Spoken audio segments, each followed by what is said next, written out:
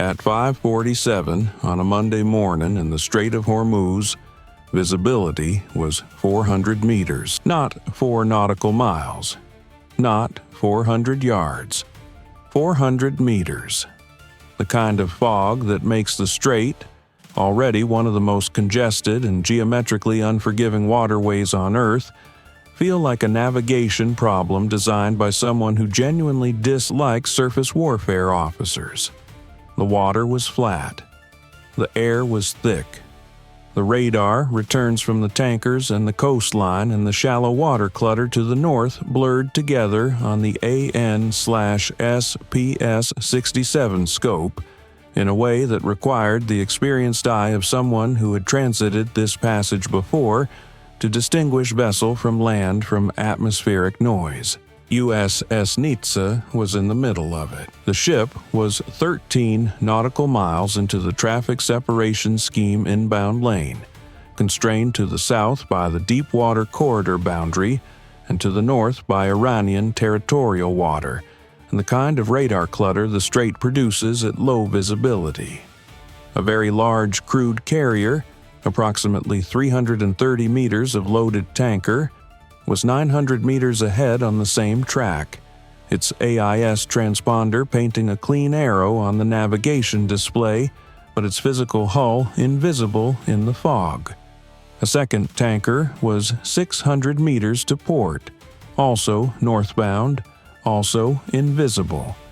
The officer of the deck had been managing this three-dimensional geometry problem for 40 minutes and had developed the specific focused attention that experienced bridge officers develop when the geometry is technically correct but leaves no margin for error.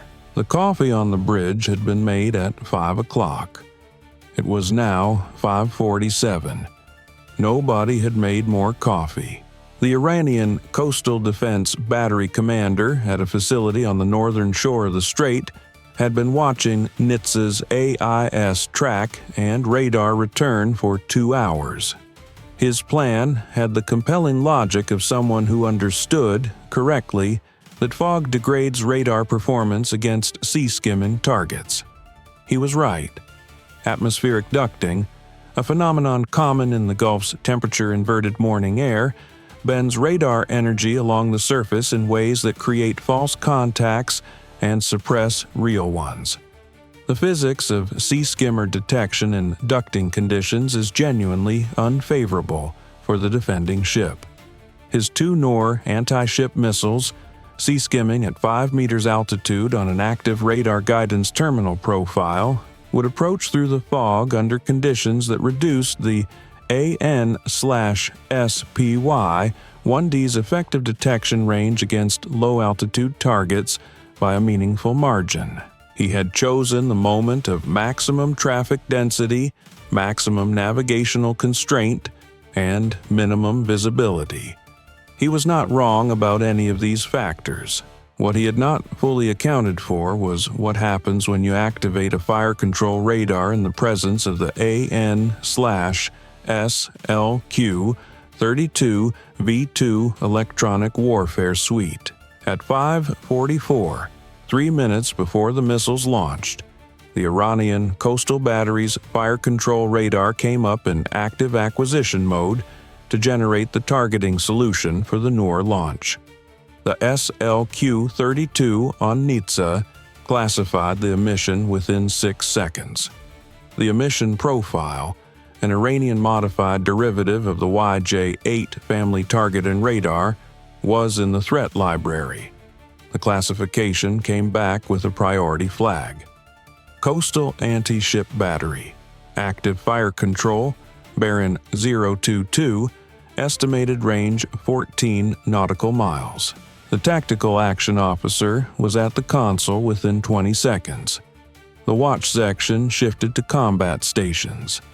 The Aegis combat system, which had been running in standard navigation support mode appropriate for a straight transit in dense traffic, was shifted to full air and surface warfare configuration. This shift takes approximately 45 seconds for the system to complete. It was ordered at 5:44 and 32 seconds. The Aegis was in full warfare configuration at 5:45 and 17 seconds. The Noor missiles launched at 5:47. There is a 43-second gap between the Aegis reaching full warfare configuration and the missiles leaving the coastal battery's launch rails. 43 seconds in which the ship reorganized itself around the threat's existence entirely, because a coastal battery commander activated his fire control radar in the vicinity of a ship whose electronic warfare suite was designed specifically to notice that. The missiles launched into a tactical environment that had already prepared for their arrival. This is worth a moment of appreciation, because it represents a fundamental asymmetry in information that no amount of fog addresses. The Iranian battery commander believed his radar activation was a brief, covert targeting event. From USS Nitze's perspective, it was a 3-minute advance notice. Now, let us discuss the Noor missile properly, because it deserves honest technical treatment before the story reaches its conclusion. The Noor is Iran's domestically manufactured derivative of the Chinese C-802 anti-ship cruise missile. Itself a derivative of the C-801, which drew on French Exocet design principles documented after the Falklands conflict. The lineage is legitimate. The C-802 family represents genuine anti-ship capability, and the Noor inherits that fundamental soundness of concept. It is a turbojet-powered, sea-skimming missile with a 200-kilogram warhead and a guidance system combining GPS and inertial navigation for mid-course flight and an active radar seeker for terminal acquisition.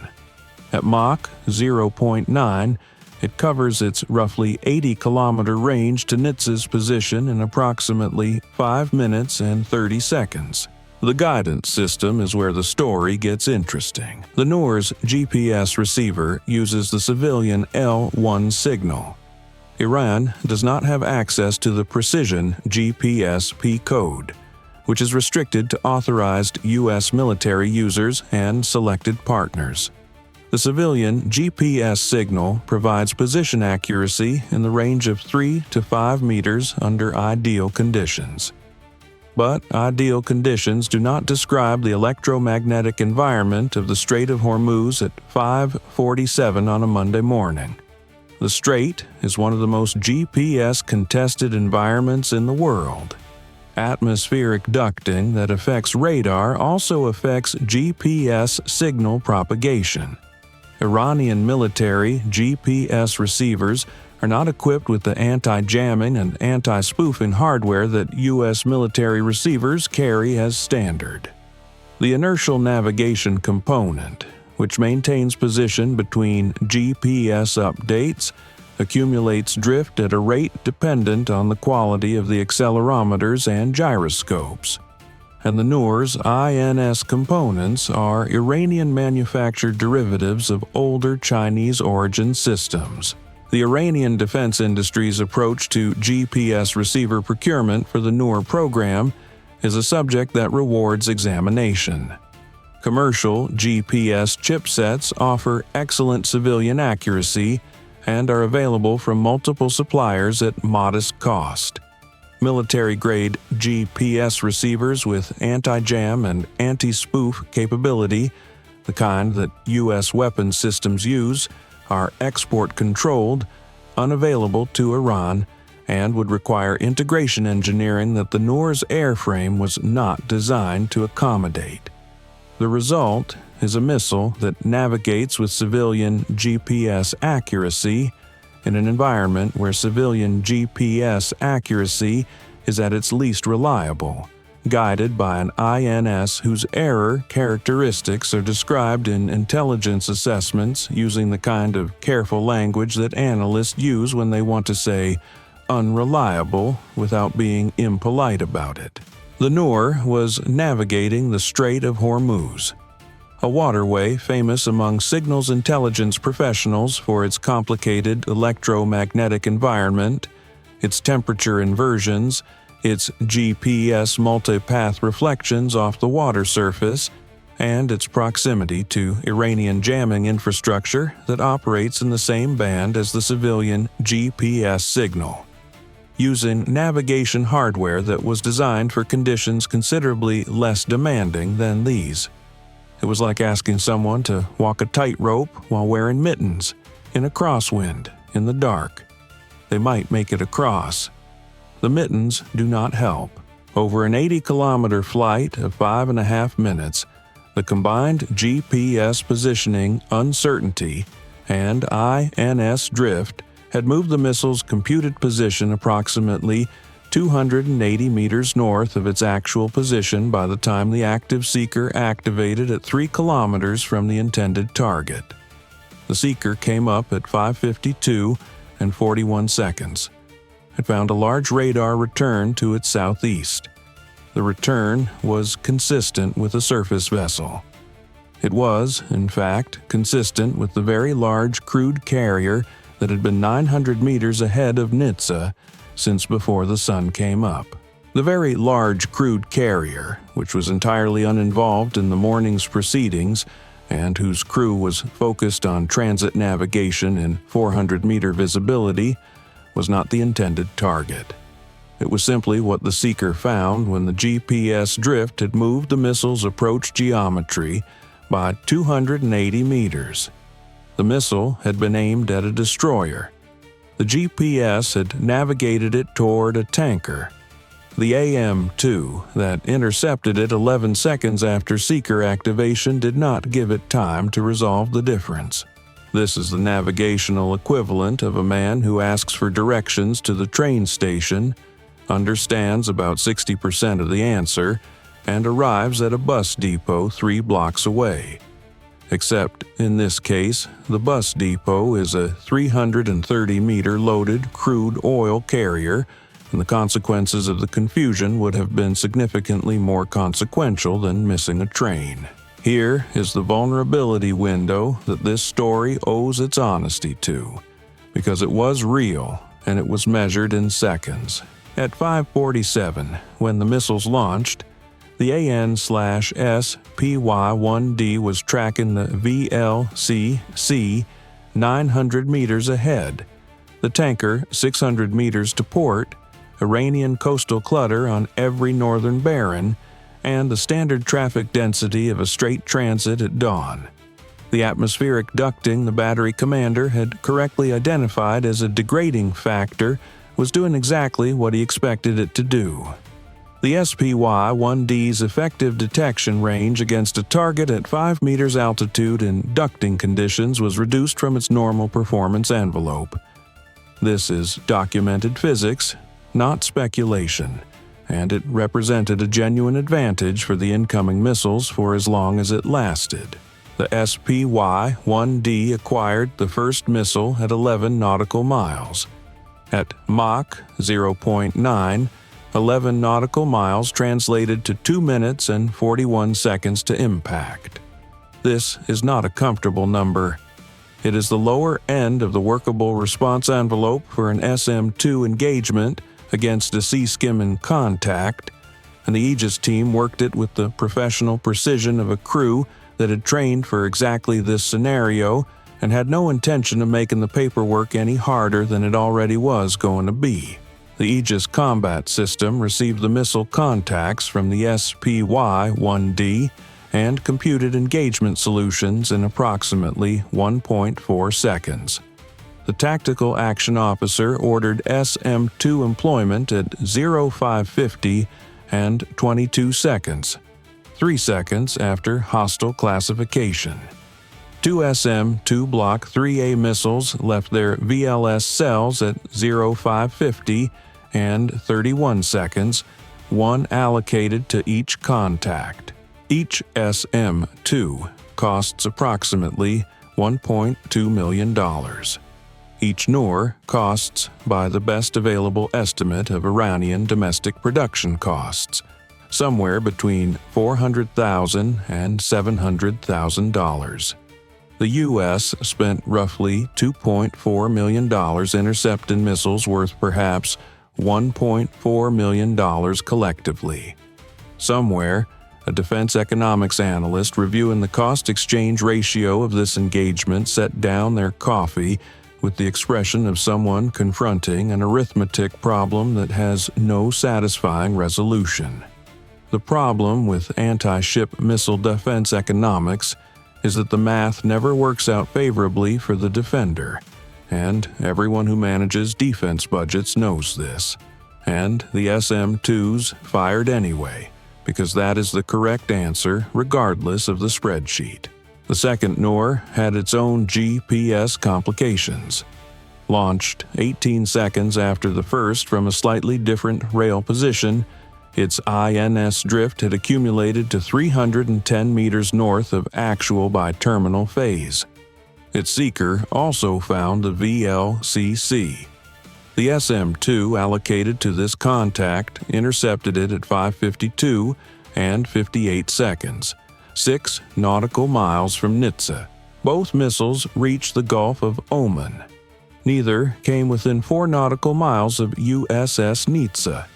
One of them, absent the SM-2 intercept, would almost certainly have acquired the VLCC on terminal seeker. This fact was noted in the after-action report in a section that the VLCC's crew would never read, because the VLCC's crew did not know any of this had occurred. Their log for 5:52 reads, "Transit continuing. Visibility 400 meters. Fog signal sounding." Now, let us return to what the AN/SLQ-32 had been doing since 5:44, because the intelligence picture from this engagement was, in its way, as significant as the intercepts. The coastal battery's fire control radar had been emitting continuously from 5:44 through the moment of launch. 3 minutes of active emission at 14 nautical miles against a ship equipped with one of the most capable shipborne electronic warfare suites in the world. The SLQ-32 collected the radar's complete emission profile: carrier frequency, pulse repetition interval, waveform type, antenna scan pattern, power output, and the specific transition signature from search mode to track mode when the battery acquired Nitze as the designated target. This transition signature was now in the threat library at full resolution, enabling any future U.S. Navy ship to identify this specific battery installation from its radar alone, before the battery crew had finished their launch preparation checklist. The missile seekers had activated for 11 seconds each before the SM-2 intercepts. 11 seconds of active seeker emission at close range is, from a signals intelligence standpoint, a productive collection event. The seeker frequency, modulation scheme, and target discrimination waveform were captured by the SLQ-32 and flagged for priority forwarding via Link 16. The data was particularly valuable because the Noor family had undergone a guidance system upgrade cycle in recent years, and the intelligence community had been attempting to characterize the updated seeker for 18 months. The 2 seekers transmitted for 11 seconds each. 18 months of collection interest. 11 seconds of answer. The post-launch battle damage assessment communications from the battery, transmitted on a backup frequency that was less thoroughly protected than the primary command net, were logged and transcribed throughout. The BDA traffic included a launch confirmation query and a response, logged at 5:54, indicating that the battery crew had assessed the engagement as successful. What they had seen on their radar, disrupted contact geometry following the SM-2 intercepts, they had interpreted as evidence of impact. They were confident. The American destroyer had not changed course, they noted. They attributed this to the fog masking the extent of the damage. The intelligence warfare officer read the BDA transcript at 6:10 and noted in his log, in the spare vocabulary of someone whose coffee had been cold for an hour, that the battery appeared satisfied with its morning's work. The battery was not correct about its mooring, but its satisfaction had been logged. Its communications architecture had been documented. Its fire control radar was in the library at full resolution. Its position had been refined to approximately 40-meter accuracy from the 3-minute radar activation window. And the seeker data was already in the Link 16 distribution package, traveling at network speed to every U.S. Navy vessel within data link range of Fifth Fleet.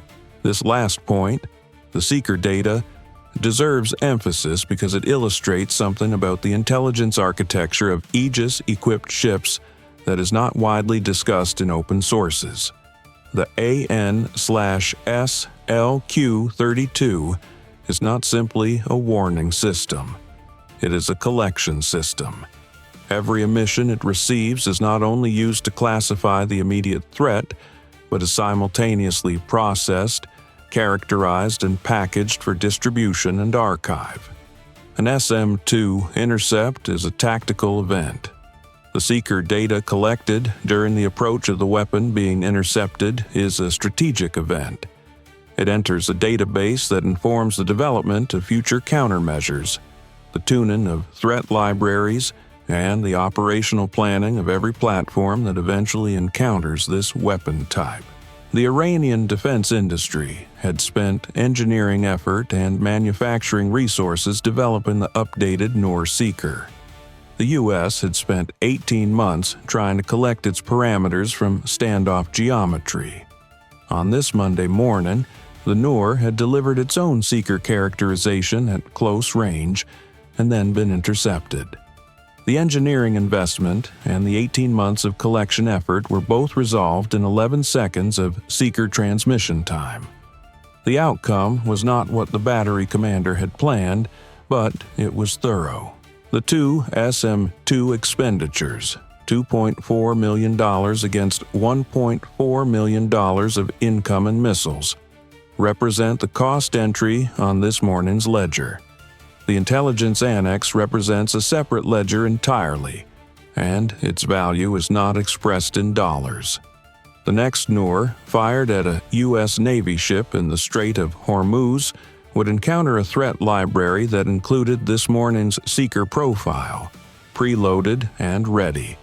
The battery that fired these missiles would be engaged, if engagement were ever authorized, from a position fix accurate to 40 meters. The SM-2 rounds were the response to this morning. The intelligence was the response to every morning after it. On the weather deck, a fire controlman who had been at his station during the engagement emerged at 6:15 as the crew secured from combat stations. He looked north toward the Iranian coast, which remained invisible in the fog. He looked at the two empty VLS cells. He noted the time in his personal log and went below to find out if anyone had made coffee. Nobody had made coffee. He made it himself. It was ready at 6:23. 3 other crew members appeared within 90 seconds. The after-action report documented the engagement in full technical detail. The SM-2 expenditure was logged. The intelligence annex ran to 17 pages. Both were transmitted to Fifth Fleet by 8:30. At approximately 9 o'clock local time, Iranian state media broadcast a statement from the IRGCN confirming that coastal defense forces had conducted a successful precision engagement against an American naval vessel operating provocatively near Iranian territorial waters. The statement described the engagement as a demonstration of sovereign defense capability and noted that the American destroyer had been forced to alter course. USS Nitze had not altered course. She reached the strait's western exit at 8:44 and proceeded on her assigned patrol area. The fog had cleared by 9:15. The coastal battery remained in position on the northern shore, its crew satisfied, its fire control radar now known to the U.S. Navy in complete technical detail, its seeker profiles distributed across the theater, its BDA communications archived. The battery commander had achieved his propaganda objective. The intelligence community had achieved several of theirs. One of these outcomes would be on state television by evening. The other would be in a classified database for considerably longer than that. The GPS drift had done its work before the SM-2S did theirs. The Noor had arrived at terminal seeker activation 280 meters from its intended track, following the wrong ship. The SM-2 intercepts were, in one sense, the backup to a guidance failure already in progress. But they were also the correct response to a weapon employed against a U.S. Navy warship, regardless of where the GPS had taken it. The Tactical Action Officer's log entry for the engagement reads in full: SM-2 employment, 2 rounds, tracks 1147 and 1148, bearing 022 and 025. Both contacts intercepted at 6 to 7 nautical miles. No further contacts. Coffee situation unresolved. That last line was not standard log format. His supervisor read it, noted it with the expression of a senior officer who has encountered stranger things in CIC documentation, and left it in the record. It was, after all, accurate. The coffee situation had been unresolved throughout the entire engagement. It was resolved at 6:23. The engagement had concluded at 5:53. The two facts are not related except by the morning that contained them both. Bye for now.